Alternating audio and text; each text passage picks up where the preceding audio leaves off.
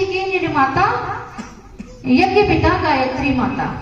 यानी कि कोई भी यज्ञ जब होगा, हवन कर्म कांड, आप किसी भी समाज से जुड़े हो, आप जब भी यज्ञ करेंगे आपको गायत्री मंत्र की आहुति उसमें समर्पित करनी ही पड़ेगी। आज हम देखते हैं कि आर्य समाज वाले जो है वो यज्ञ करते हैं, चाहे वो मूर्ति पूजा को ना मानते हो, उनकी अपनी मान्यता है, लेकिन वो भी गायत्री मंत्र की आहुति अवश्य ही देते हैं। यज्ञ और गायत्री को कभी अलग नहीं किया जा सकता। हमारे घर में भी जो भी संस्कार होते हैं, नामकरण से लेकर अंत्येष्टि संस्कार तक, उसमें गायत्री मंत्र जो है उच्चारण किया ही किया जाता है, उसकी आहुति दी ही जाती है। गायत्री मंत्र, गायत्री को महामंत्र कहा गया है कि मंत्रों का राजा। जब इस सृष्टि की उत्पत्ति हुई तो गायत्री मंत्र ही स्वर लहरी के रूप में सबसे पहले प्रकट हुआ था। उसके बाद ही ब्रह्मा विष्णु महेश बने। ये धरती आकाश गगन पाताल जितनी भी सृष्टि हम देखते हैं उसकी उत्पत्ति गायत्री महामंत्र से होती है। तो अब कली काल में, कलियुग में पंडित श्री राम शर्मा आचार्य जो हमारे परम पूज्य गुरुदेव हैं, आप पीछे चित्र देख रहे हैं, इन्होंने 24 वर्षों तक लगातार 24 लाख के 24 महापुरुष चरण जप करके गायत्री महामंत्र के इन्होंने गायत्री माँ को सिद्ध किया और कलियुग में हमें गायत्री मंत्र जो है उपलब्ध करवाया, सर्वसुलभ करवाया।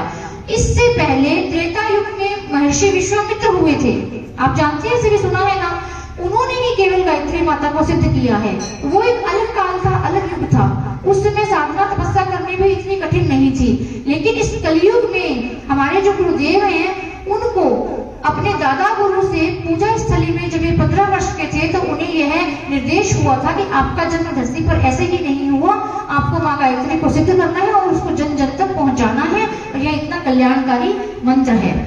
तो गायत्री मंत्र के बारे में यह कहा जाता था पहले भी, यह निष्किलित है, महिलाओं को नहीं करना चाहिए। लेकिन जो आराध्य देवी है जिसकी माँ गायत्री है, माँ भगवती है, तो एक महिला को उसको मना कैसे किया जा सकता है? आप खुद ही सोचिए। जो देवी स्वयं ही एक स्त्री रूप में है तो वो स्त्रियों के लिए वंचित कैसे हो सकती है? ये जो पाखंड करने वाले लोग हैं या अपने कट्टरपंथी जो लोग हैं वो ऐसा भ्रम फैला देते हैं समाज के अंदर कि ऐसा नहीं करना चाहिए, ये नहीं कर सकता, वो नहीं कर सकता, जबकि यहाँ तक गुरुदेव ने तो जाति पाति को भी नहीं माना। बहुत से जो ब्राह्मण लोग हैं वो, उनकी भावना आज यह है कि गायत्री परिवार में तो सभी लोगों से हवन करवा लिया जाता है, चाहे वो किसी भी जाति का हो।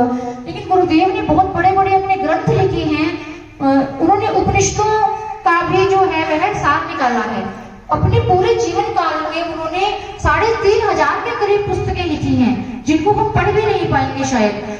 उन्हें जो है सरस्वती माँ उनकी लेखनी में विराजमान हो गई थी, और जो उन्होंने लिखा आप कभी उनका मांगते हैं। आपको साहित्य आज हमने छोटी सी प्रदर्शनी लगाई है, आप कोई भी 1-2 बुक्स उनके अवश्य खरीद के लेके जाइएगा अपने बच्चों के लिए, स्वयं के लिए। ये तो छोटे छोटे पुस्तकें हैं, उन्होंने रामायण भागवत की तरह बड़े बड़े जो है वाग्मय लिखे हैं, और इतना ज्यादा उनके अंदर सार निहित है। जब हम पढ़ते हैं तो हमारे ज्ञान चक्षु खुलते हैं कि एक साधारण मनुष्य कोई ऐसा नहीं लिख सकता। जिनको सिद्धि प्राप्त है, जिनको माँ भगवती जो है उनकी वाणी में थी, उनकी लेखनी में थी, उनको सिद्ध थी, तो वही ऐसा लिख सकते हैं। और इस विश्व ब्रह्मांड में कोई भी ऐसा विषय, कोई सब्जेक्ट उनसे अछूता नहीं है, चाहे वो हमारी भावना का हो, कल्पना का हो, चाहे एकेडमिक हो, कला विज्ञान और ये सब तो नॉर्मल चीजें हैं। बड़े बड़े जो वैज्ञानिक जो साइंटिस्ट हैं, इसरो में और जो सब कर रहे हैं, ब्रह्मांड में कर रहे हैं, गुरुदेव ने हर एक विषय पर लिखा है। आप जो चीज अपनी मन की किसी को बता भी नहीं सकते, वो भाव उसके ऊपर भी आपको गुरुदेव के साहित्य में लिखा हुआ मिल जाएगा। और ये मैंने स्वयं महसूस किया है कोविड काल में उनके जो साहित्य है उसका अध्ययन करके। तो आप लोगों से सर्वप्रथम तो ये अनुरोध है कि आप थोड़ी सी पुस्तकें, जितनी भी आपकी सामर्थ्य हो, 8-10 रुपए, 4 रुपए, 5 रुपए से लेकर के जो बुक्स हैं या 20 रुपए तक की बुक्स हैं सारी, तो कुछ ना कुछ आप अवश्य ही खरीद के लेके जाइएगा। क्योंकि कहते हैं कि जैसे शरीर को चलाने के लिए भोजन की आवश्यकता होती है, उसी तरह आत्मा को इस स्वच्छता को बनाए रखने के लिए स्वाध्याय की आवश्यकता होती है। और स्वाध्याय क्या कहलाता है? अच्छी पुस्तकों का पठन पाठन। तो हम अपने बच्चों के लिए धन संपत्ति छोड़कर जाएं या ना जाएं, लेकिन हम अच्छी पुस्तकों का संग्रह अवश्य ही छोड़ करके जाएं, ताकि वे एक महामानव बन सके, उनके व्यक्तित्व का विकास हो सके, परिष्कार हो सके और वो देवत्व में परिणित हो सके। तो अवश्य ही आप जो है 1-2 पुस्तकें लेके जाइए, क्योंकि 10-15 रुपए कोई मायने नहीं रखता, हम टॉफी चॉकलेट में ही लगा देते हैं। तो इतना सा आपसे अनुरोध है। तो गायत्री मंत्र उच्चारण करना इतना कल्याणकारी है मनुष्य के लिए। कहते हैं कि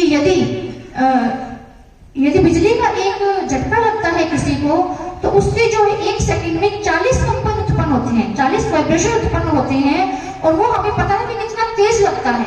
तुरंत ही जो है वो एकदम से उसे हटने की कोशिश हम करते हैं, इतना तीव्र होता है, उसकी गति इतनी तीव्र होती है।